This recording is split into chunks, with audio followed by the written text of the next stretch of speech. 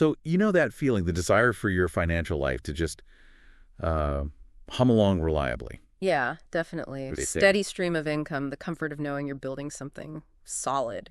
Right. Instead of constantly chasing the next fleeting trend. That's a powerful draw for so many people. It really is. And it often leads people to look beyond the quick wins, maybe focus on businesses with real staying power. Exactly. The kind that can consistently generate wealth over the long term, weathering different, economic climates. Mm-hmm. Built to last. Forget the overnight sensations. Today, we're diving deep, really deep, into the world of these fortress-like companies. Fortress-like, I like that. Yeah. Think of them as the financial equivalents of those ancient castles built with incredibly strong foundations. Right. Protected by wide economic moats. Possessing the power to command their own value, boasting rock-solid financial health. And, crucially for today, consistently rewarding their owners with dependable dividends. We're talking about the bedrock of long-term financial security, not just a flash in the pan. Couldn't agree more. So our mission for this deep dive is pretty straightforward, but important. We're going to dissect two specific dividend-paying stocks. Okay. Ones we genuinely believe have the potential to be significant wealth builders for you over, say, the next decade. And it's not just about the income stream itself, right? It's bigger than that. Exactly. We're talking about foundational pieces for your long-term financial well-being. All right, so who are these two contenders, the ones that have grabbed our attention? Okay, first up, a name that probably rings a bell for almost everyone. Johnson & Johnson, ticker J&J. Ah, yes. A true behemoth in the healthcare industry. Their history goes way back. Way back. Over 130 years. Just think about that. A major force in medical breakthroughs, everyday consumer health products. Although, didn't they just spin off that consumer division, Kenvue? They did, yeah. Good point. Recently spun off Kenvue. So the remaining J&J, it actually feels even more streamlined now, more focused. Interesting. So focused on what exactly now? Well, the core pillars are pharmaceuticals and medical devices. Plus, this ongoing commitment to innovation, to R&D. And that combination, pharmaceuticals and med devices, that's a powerful engine, isn't it? Absolutely. Each of those areas generates substantial free cash flow, which, as you know, is the lifeblood. Vital for reinvesting in the business, funding that R&D, and of course paying those reliable dividends we like. And let's not forget the inherent stability of the healthcare sector itself. Right. People need medications, they need surgeries. Regardless of what the broader economy is doing, generally speaking, that kind of resilience, it offers a real sense of security if you're thinking long-term, decades even. It provides a level of predictability, and that's incredibly valuable when you're building a portfolio for the long haul. Definitely. Okay, so let's dig into that fortress idea more. What about J&J's economic moat? How wide is it really? Okay, yeah, the economic moat. It's more than just patents, right, or brand names, though J&J has plenty of both. Sure. What else is there? It's about a much deeper advantage, especially in healthcare.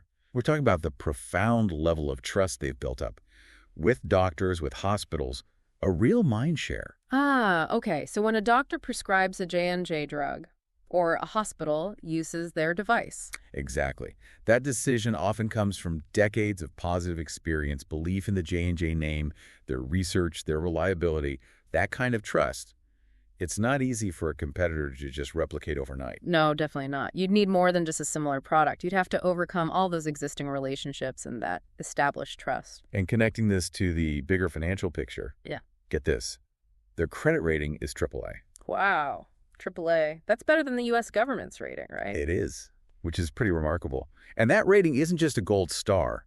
It directly translates to a lower cost of borrowing money. Which gives them huge flexibility for investments, acquisitions, navigating any economic bumps in the road. Precisely. It reinforces that fortress idea. Okay, and then there's the dividend. You said dependable dividends earlier. J&J is almost legendary for that, isn't it? Without a doubt. They are a true dividend aristocrat. 62. 62 consecutive years of increasing their dividend payout. 62 years.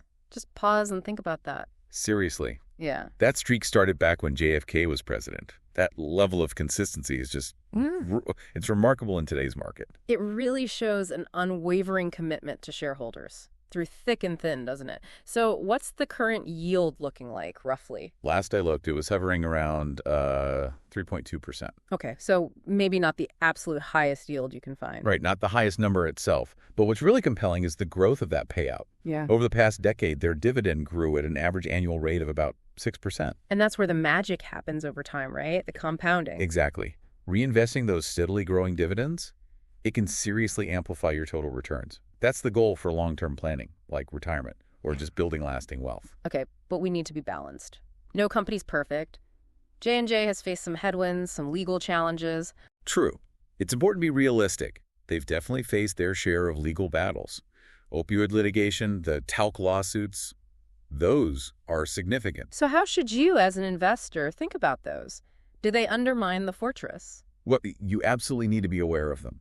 But it's also crucial to look at J&J's long history, their sheer scale, that diversification across different healthcare areas we talked about. And that rock-solid balance sheet, the AAA rating. Exactly. Historically, those things have given them the financial muscle, the resilience to weather these kinds of storms. And maybe that Kenryu spinoff helps too.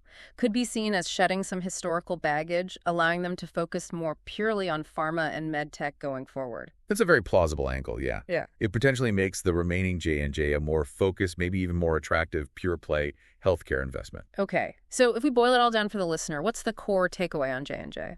I think the central theme is stability, predictability. J&J presents itself as this relentlessly profitable company with a long, proven track record. It's not just surviving, it's thriving over decades. Right. It's a kind of investment that can really anchor a long-term portfolio, offering that predictable growth, that steadily increasing income, good for many different stages of life. A potential cornerstone. Makes sense. All right, so that's the healthcare titan. Let's shift gears now to our second built-to-last dividend stock, Brookfield Infrastructure Partners, ticker BIP. Okay, BIP. Now, this name might be less familiar to some folks compared to J&J. Yeah, probably. While J&J is in healthcare, something most people interact with, BIP operates in a sector that's often, well, maybe underappreciated, but absolutely vital. Infrastructure. Underappreciated but essential. I mean, modern society just doesn't function without it. Think about it for a second. Everything we rely on daily, the roads we drive on, The energy powering our homes and businesses. the data centers keeping the internet humming, even the clean water from our taps, it all depends on infrastructure. And that's exactly BIP's playground. Right. And what's really compelling is the sheer breadth and diversity of what they own and operate. It's not just one thing. No, it's a huge global network. We're talking ports, toll roads, data centers, natural gas pipelines, electricity transmission lines, water utilities. The list goes on. You called them mission-critical assets earlier, and that feels right. These things are essential. And because they're essential, they tend to generate very stable cash flows. And often, importantly, those cash flows are linked to inflation. And that global footprint you mentioned, that must add to the resilience too. Oh, absolutely. They're diversified geographically, North America, South America, Europe, Asia. That provides a really significant buffer. If one region faces an economic slowdown or some regulatory issue. It doesn't sink the whole ship. Exactly. And those stable cash flows you brought up, that's huge for dividend investors. Tell me more about that stability. Well, get this. Over 90% of BIP's cash flows are either regulated or they're underpinned by long-term contracts. 90%. Wow. And many of those contracts have built-in mechanisms to adjust for inflation. So as general prices go up, their revenue tends to go up too, which is obviously very attractive in, well, pretty much any environment, but especially one where inflation is a concern. Definitely a plus. So with BIP, it sounds like it's not just about collecting tolls or fees on existing assets. There's a growth component too. Precisely. Brookfield has this really interesting value creation strategy. They often acquire infrastructure assets that might be, say, undervalued, maybe even a bit distressed. Okay, like a fixer-upper, but for infrastructure. Kind of, yeah. They actively work to improve the operations, make them more efficient. Then, long-term, they either hold these improved assets, generating that steady cash flow, or they might sell them later at a premium and then redeploy that capital into the next promising opportunity. It's this long-term, almost private equity style approach. And that lets them grow their cash flow per share pretty nicely. Yeah, they target mid to high single-digit growth in funds from operations per share, which is quite respectable. And that growth in cash flow, that directly feeds the dividend growth, right? It does. They've publicly stated a target of increasing their dividend by 5 to 9% annually. 5 to 9%. That's a solid target range. And crucially, they have a strong track record over a decade now of actually meeting or even beating that target. Okay, so let's put the numbers together. What's the current yield on BIP? It's higher than J&J's, currently around 5.3%. So you take that 5.3% starting yield, add the potential for, say, 5-9% annual growth on top. And you're potentially looking at very attractive double-digit total returns, all from a sector often seen as, a bit unsexy. Infrastructure might not be flashy, but those potential returns sound pretty appealing. Now, you mentioned the ticker BIP. It has a slightly different structure, right? An MLP. Can you quickly explain that? Right, good point. BIP itself is structured as a master limited partnership. Traditionally, that means investors get a K-1 tax form. Which can be a bit more complex for some people at tax time compared to the standard 1099 form from most stocks. It can be, yeah. It involves reporting your share of the partnership's income, deductions, etc. Some people prefer to avoid it. But Brookfield offers a solution, don't they? They do. Recognizing this, they created a corporate equivalent called Brookfield Infrastructure Corporation, ticker BIPC. BIPC. It holds the exact same underlying assets, pays the same dividend per share, but it's structured as a regular corporation. So it issues a standard 1099 form. Exactly. It gives investors flexibility based on their preference or tax situation. You can choose BIP or BIPC. That's smart. Makes it more accessible. Okay, what about risks for BIP? Infrastructure sounds solid, but there must be some downsides. For sure. Infrastructure projects are, by their very nature, capital intensive. They cost a lot to build and maintain. So BIP needs steady access to funding and could be sensitive to interest rate changes. Correct. Access to credit markets is important, and rising rates can increase borrowing costs. However, they do have an investment-grade credit rating, which helps. And they manage their debt carefully. Yes, they have a well-diversified debt structure, maturity profile, etc. Also, being global means they're exposed to currency fluctuations. Right, foreign exchange risk.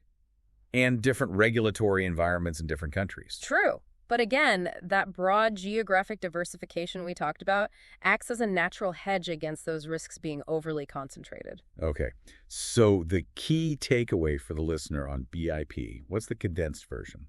BIP really stands out as a compelling income generator.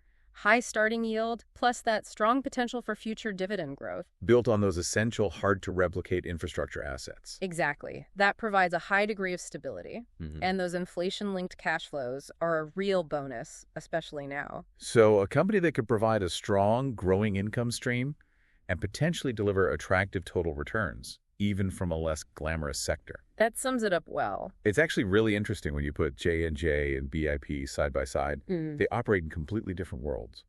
But they could complement each other really well in a dividend-focused portfolio, couldn't they? Yeah, I think so. J&J brings that defensive healthcare exposure, right? That incredibly long dividend growth history, the financial strength, the recession resistance. While BIP offers that higher starting income, the built-in inflation protection and exposure to those huge long-term infrastructure megatrends, things like data growth, decarbonization, supply chain onshoring. Right. So together they kind of offer this balance. You get growth and income. Stability and potential upside. Domestic exposure mainly from J&J and significant international exposure from BIP. It's a neat pairing. Addresses different priorities, different strengths, all within one well-rounded approach, perhaps. This whole discussion really underscores the importance of taking that long-term view with investing. Oh, absolutely. It's so easy to get caught up in the day-to-day noise, the short-term market swings. The constant chasing. Yeah.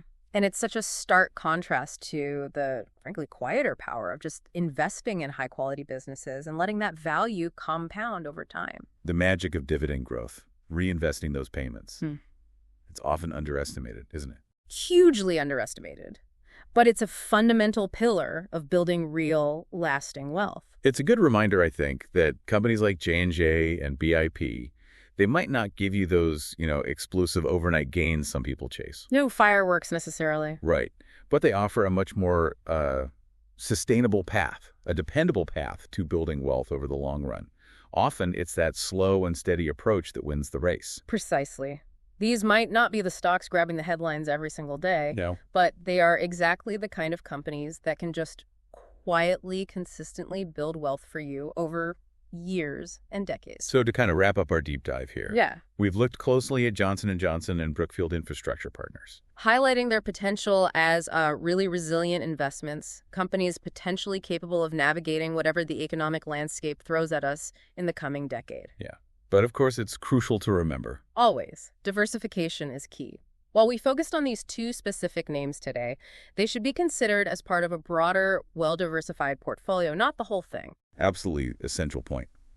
But hopefully, this deep dive has given you, our listener, some valuable insights into the kinds of qualities you might look for in these built-to-last companies. Companies that could form the core of a long-term income-generating strategy. It really makes you think, doesn't it? Yeah. Of the profound impact of just investing in businesses that consistently deliver value year in, year out. Maybe it's time to consider embracing a more patient, more enduring approach to your own investment journey.